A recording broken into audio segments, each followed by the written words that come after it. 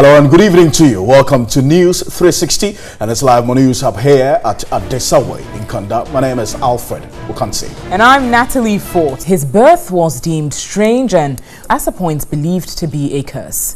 At the age of 15, he was expected to vanish. Having escaped death several times, Abdul Wahab shares his story of being born as the first albino into his family. Here's Wendy Laryea's report.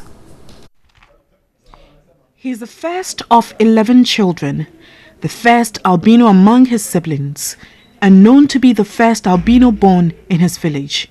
Abdul Wahab was born at Sapala in the North Gonja district of the Northern region.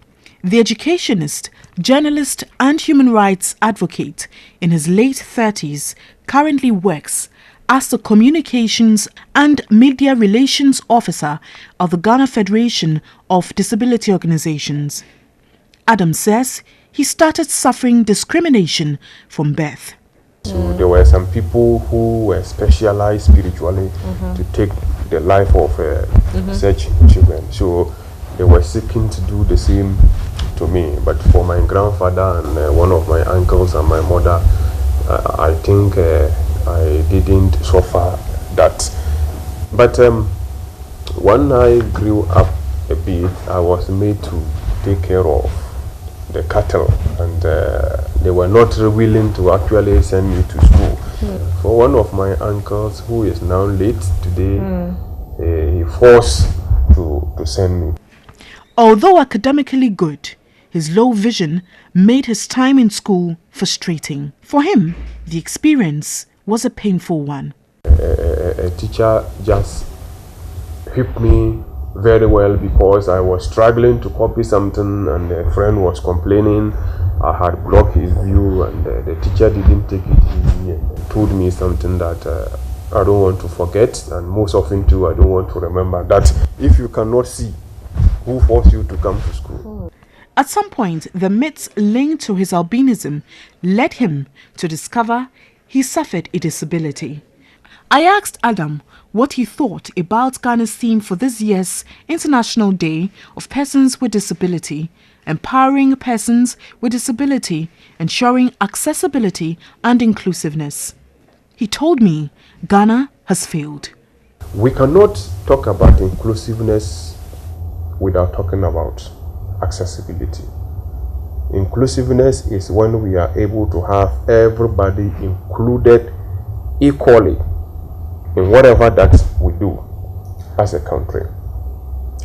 Now, in education, let me come back there. In education, the schools buildings that we have, they do not have accessibility. We cannot talk about inclusiveness when, of course, the facility that we have do not have provisions for persons who have special needs to be included and participate effectively as others. He said education for persons with disability is very expensive, while equality is just a dream.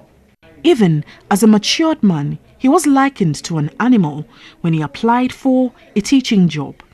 He described the Disability Act as a weak document that needs to be reviewed to meet United Nations standards, adding the Affirmative Action Bill should also cover persons with disability.